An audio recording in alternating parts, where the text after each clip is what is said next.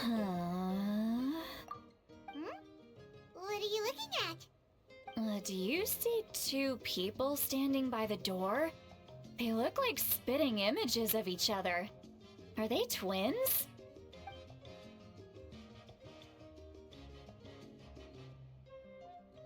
But Paimon only sees one person there. Huh? How could that be? I guess my mind isn't as sharp as it used to be. Give me another bottle, boss! Do you think she's drunk? There you go, miss. Oh my, it's not every day you get to see Granny Itzley here with some friends. Not to mention ones who've made a huge name for themselves recently. Oh, so you've heard of us? Of course I have. Aren't you the ones who saved Kachina and brought her back? No wonder you hit it off with Granny Citlali. She wouldn't spend time with just anybody, you know. I don't even remember the last time I saw her with a new friend. Wait, so you call her Granny too? Well, given our ages, it'd probably be more accurate for me to call her my great-great-granny. She's one of the most famous people at the Masters of the Nightwind. Most days, hardly anyone even dares talk to her. Huh? Gossiping about me right in front of my face now, are you, Chanka? Oh, please, Granny, I wouldn't dare. I'm just beyond happy to see you bring over some new friends. After all, any friends of our regulars are sure to be great customers too. All right, that's enough. Go on now. I'm sure the other customers would like to talk to you as well. There's no need to keep staring at me. I promise I'll keep my alcohol down until I leave. Well then, you have my thanks.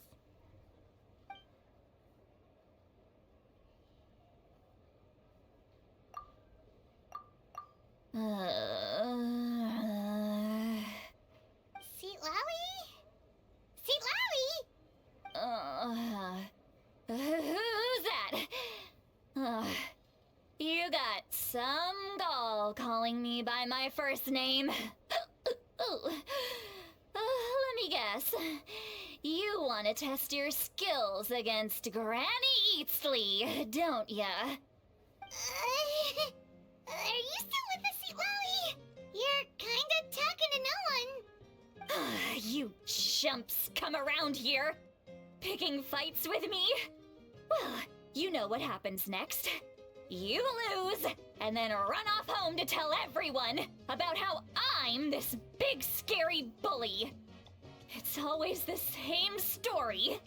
You brats start it, I finish it, and then I end up with the reputation of being some kind of terrible monster among the shamans.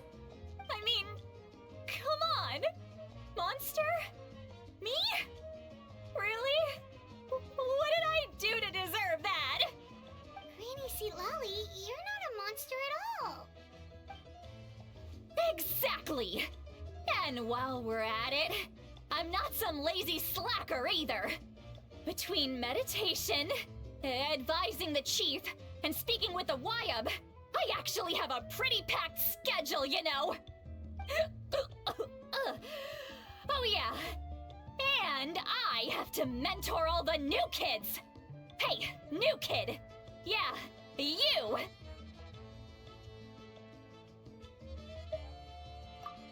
Don't play dumb. Didn't I teach you how to find phlogiston? You see? I know my stuff. I'm a good teacher. You tell him.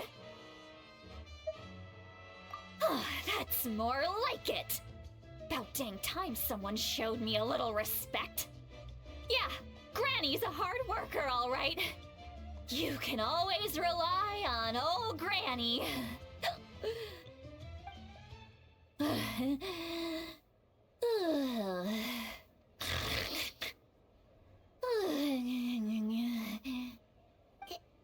Did she just fall asleep with her eyes open? Oh, jeez. Behind this pitch-black curtain, a chapter of hatred reveals itself. Behind the smoke. The lingering smoke. Ah, she's meditating again. She does this whenever she's had a few too many drinks. Her mind's actually racing at this point. It's quite the opposite of sleep. Is this another specialty of the Masters of the Nightwind? No, I'd say it's an ability that's unique to Citlali herself. While she can easily pick up everyone else's skills and tricks, few have been able to master hers. Warning, warning. Red. Red, the color of danger, has now arisen within that pair of eyes. Huh?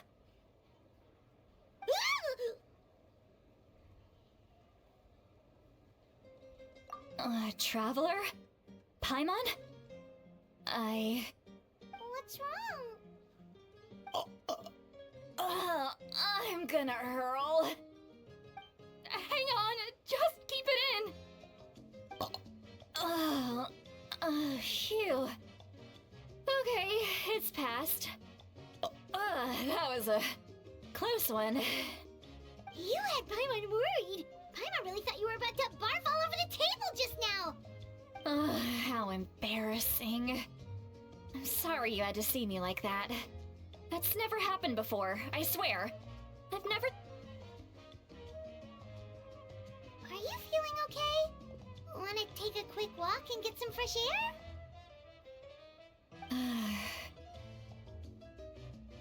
There's so much that I want to say, but... I can't. Why not? Of course you can. Just say whatever's on your mind. Please, Paimon. It's not as simple as you think. We've only known each other for a few days, right? What would you think of me if I were to start dumping all of my complaints on you after we've only just met? Oh, Paimon gets it. You're hoping that we wouldn't think less of you no matter what you're about to say. No, that wasn't my point at all! Seriously, don't you youngsters know anything about shame? I'm talking about shame! I've lived all these years and still can't get rid of it! Surely, you know the feeling too? Actually, about that. Huh? Tell me what? Yeah, this is as good a time as any.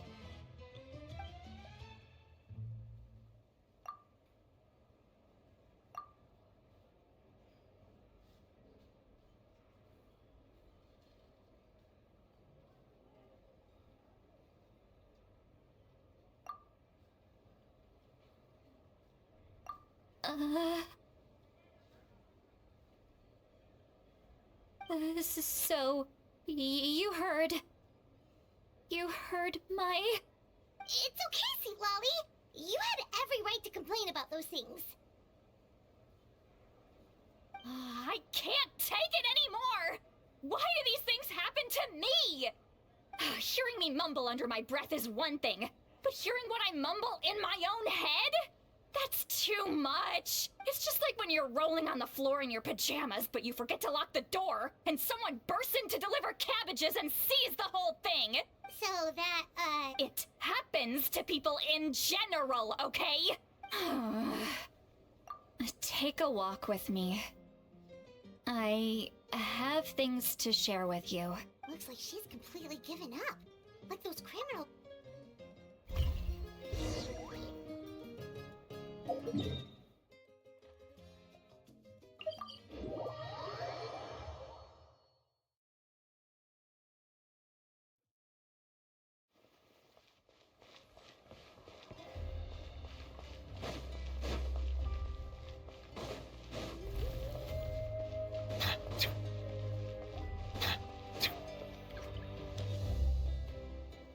Well, great view, right? I love coming here by myself. Wow, it's beautiful! You're making me want to cry. Oh no, what do we do? Please don't cry!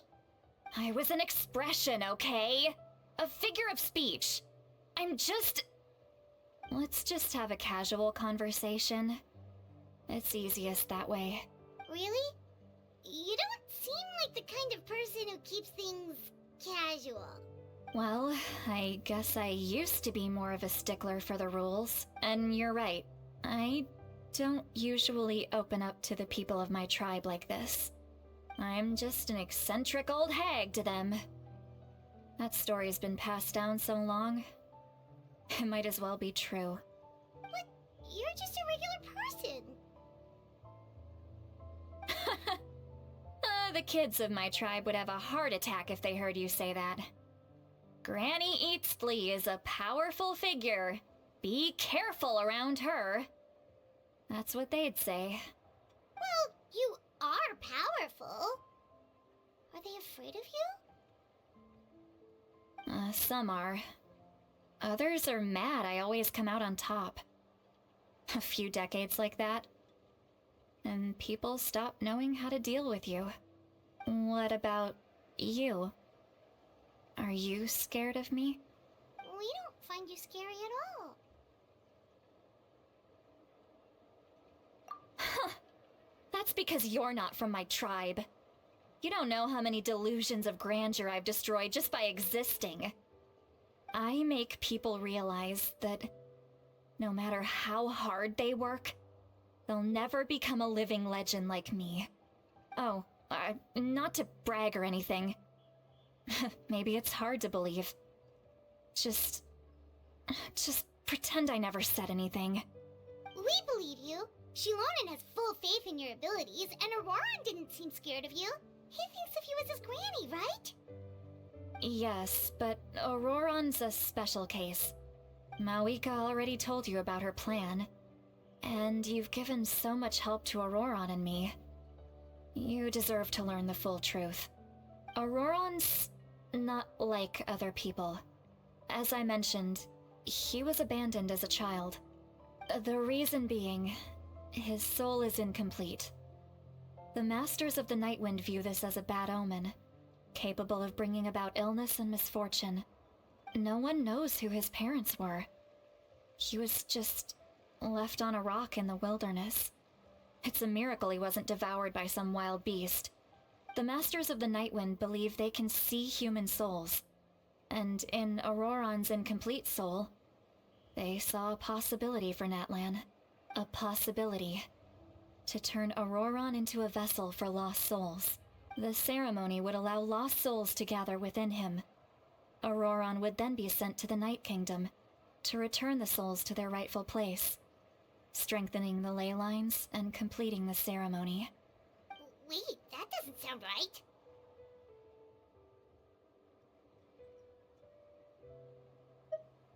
Now you see the problem. When damage occurs to the Night Kingdom, the souls held within disperse and remain adrift, unable to find a way back to the ley lines. This loss of souls damages the Night Kingdom even further. The ceremony can send back countless souls at once, which would benefit the Night Kingdom and the souls themselves. Of course, the vessel, Auroran, would be sacrificed in the process. I wasn't surprised the chief at the time came up with the plan. The ley lines were already in a terrible state. A suitable candidate for the ceremony appears, and now you have the chance to make things better. Of course you're going to take it. When the chief asked for my opinion, I didn't give my approval, but I didn't object either. So they went ahead with the ceremony. It failed, and Auroran escaped with his life. Pathetic, isn't it? By not objecting, I basically gave them the go-ahead. Maybe they didn't have my explicit approval, but it's not like I did the right thing. If the ceremony was successful, Auroran would probably be dead. Of course, in my tribe, death is rarely something to fear. But what kind of message would we be sending by sentencing a newborn to death? By using a human life as a tool? It's not right. So, when I learned the ceremony had failed, I was ashamed by my inaction, and absolutely relieved by the result. The plan was never a secret. Or, I guess I should say, there was no point to keeping it a secret. A simple investigation from Auroron would reveal everything. Everyone thought he would be happy he survived. And he never really said anything to the contrary. But just as I was about to put all of it behind me, he asks this question. Would Natlan have been saved if the ceremony succeeded? Wait, but it's not his fault.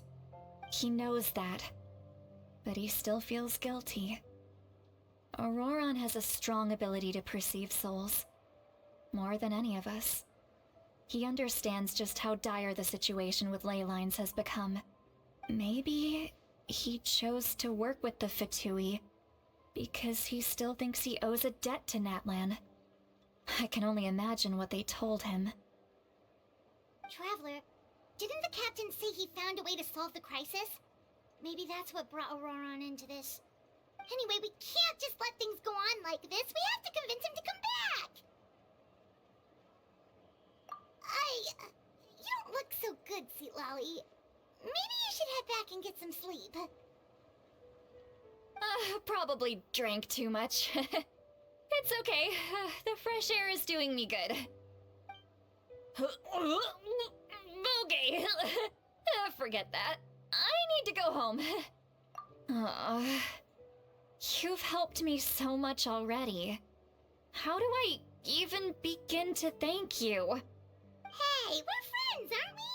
Besides, you already said you owe us a favor, so you don't need to worry about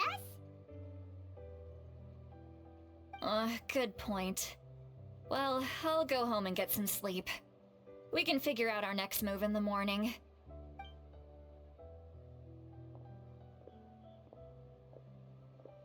Friends. I like the sound of that. Auroron's probably back with the captain, don't you think? You mean about the backup plan? Do you really believe what the captain told us? Yeah, you're right. We should just go to her directly. But she's probably asleep. We can find her first thing in the morning. For now.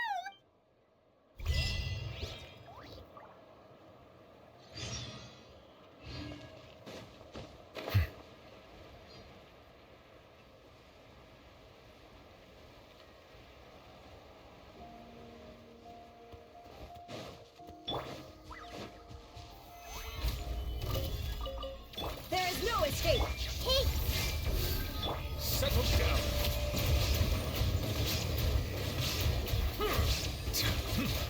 This is order. Solidify. Silence.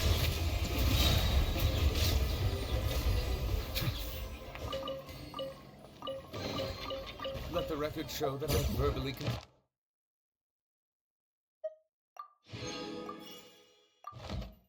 to relinquishing these items into your possession.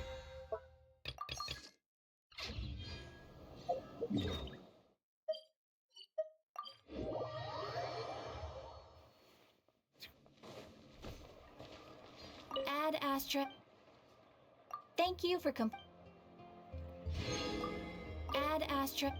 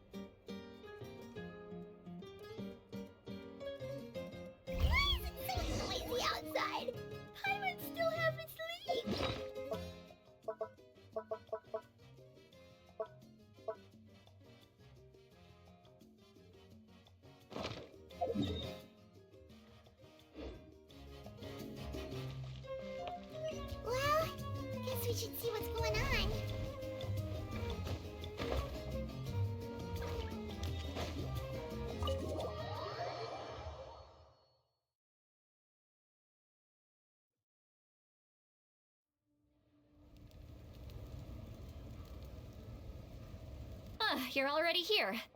Wow, you're up early. That's impressive, especially after all the drinking last night. Let's not bring up last night. I'm embarrassed about the whole thing. Anyway, I was also woken up by the commotion. Looks like all the warriors from the stadium are on the move. I heard many areas have been attacked by the Abyss, including the Masters of the Nightwind. I need to head back right away. The Abyss attacked again? Are you sure you can handle it on your own? Do you need our help? I'll be fine. We also have the support of the warriors stationed at the various outposts. Given the quick response, things shouldn't get too serious. The stadium could always use more manpower, so you should join the forces here. I'm done making excuses for him. He's not a child anymore. He needs to take responsibility for his actions. I was the one who vouched for him, so I need to report back to the Speaker's chamber. I'll accept however they choose to handle the situation. But I should be able to convince them to let me go back to my tribe first to deal with the attack. As for the ancient name, once we handle this crisis, I'll talk to Shilonen right away. Don't worry, I never forget a promise to a friend. Thank you. All right. She left in a hurry. Looks like a lot.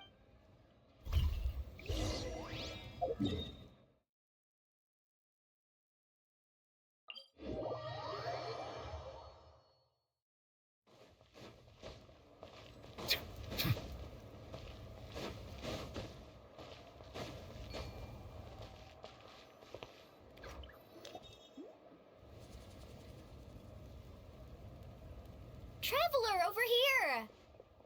Perfect. Our star Outlander has appeared. Oh, you're all here! But, what's with the whole Star Outlander thing? Just my way of saying how awesome you are. We've got a real emergency on our hands, so this is the perfect time for you to show off your skills. Alright, but can we get a quick rundown of the situation first? The Abyss suddenly attacked the Collective of Plenty, the Masters of the Nightwind, the Children of Echoes, and a number of our camps and outposts in the wild. Yes, and the attacks are increasing in frequency. The tribes have plenty of defenses, so they're safe for now. But I can't say the same for the adventurers and merchants stuck in the wild. Chaska and I have been searching for survivors and treating the wounded. We just got back, but we need to head out again soon. I plan on heading back to the Collective of Plenty, just in case my tribe needs me. What about you, Mulalani? Where are you gonna go? I'll go help the Children of Echoes. They're the closest, so I can start fighting right away. What about you guys? We could go together. Yeah, that does sound important. No worries. Just leave the Children of Echoes to us. Who knows? Maybe yours truly will have the Abyss on the run by the time you're finished. That would be pretty great, actually. I hope my tribe gets through okay. It'll be fine. Your tribe doesn't do all that bodybuilding for nothing. Let's part ways here for now. And most importantly, be careful, everyone. Oh, and some of us need to avoid getting contaminated by dangerous-looking substances. That will make my job a lot easier. Koichi, do we really have to do this now? It's alright. She's just looking out for everyone. Alright, let's hurry up and talk to the Pyro Archon so we can help the others.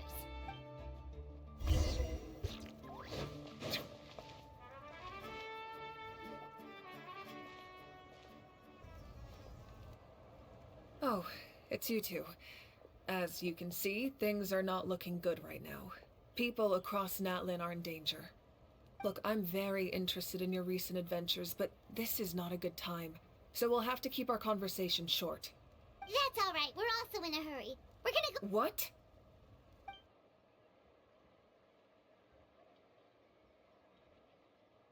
So he thinks my plan is too risky.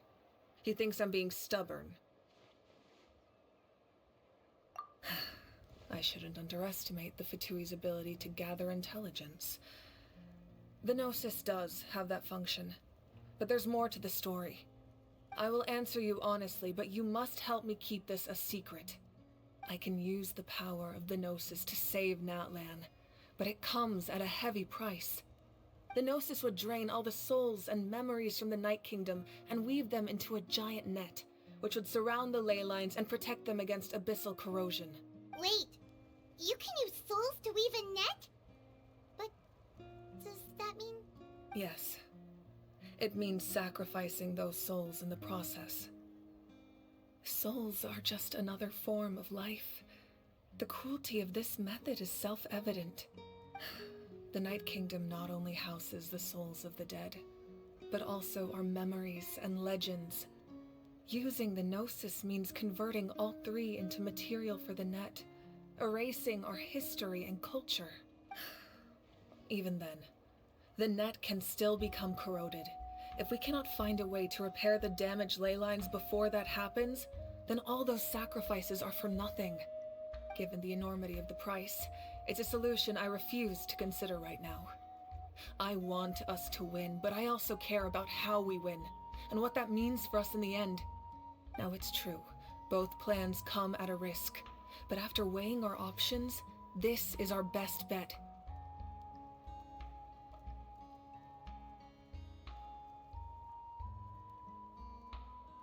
Natlan is unique among the nations of Teyvat.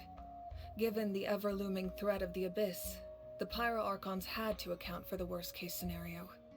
Having a contingency plan is our duty, not just to the people of Natlan, but to all who live on this continent. Still, this has always been a well-kept secret. I'm very curious how the captain learned this information. Oh, one more thing? The captain said he found another way to solve the problem. Could be equally as extreme, though. Without the Gnosis, he should have no other option. But I see no reason for him to lie. Seems like our only path forward is to track him down, so he can answer that question for us.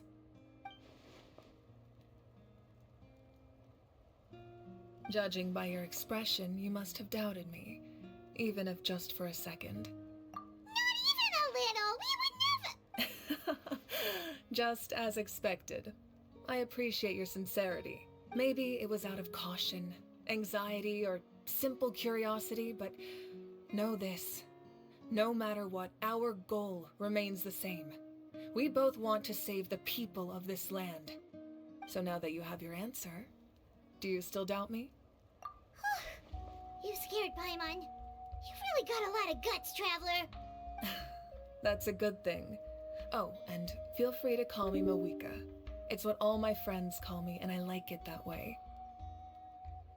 As for the captain, the intelligence officers we assigned to the Fatui should be back soon. We'll get our answer then. That's great! Sounds like we just have to wait Not just yet. Even though the Abyss is attacking several locations at once, I'm confident the warriors stationed in those areas can handle it. Don't worry. I just need to finish coordinating our available manpower, then I'll take a small team to handle the difficult locations. Wait, you're going to fight in person? Didn't you give up your power? That's true. I'm far less powerful than a god in my current state. But don't forget, I was an experienced and powerful warrior before I ever became the Pyro Archon. No matter how you look at it, my duty is on the front lines. I just think there's strength in numbers. If the people feel emboldened, that's just a bonus. Anyway, even if we respond to these threats in time, it's not a permanent solution in the long run. I've considered moving my people to other nations, but given their close connection to the Night Kingdom, a forced evacuation would have devastating consequences. I've told the chiefs of each tribe to strengthen their defenses and advise people against leaving their settlements. Now, I just need to find the right time to disclose the true nature of the crisis to the people of Natlan. Paimon's a little worried about how people will react. Yes, but that won't be the only response. In any case, that's for me to worry about. Alright, we should head out. Maybe we can join up with Moani.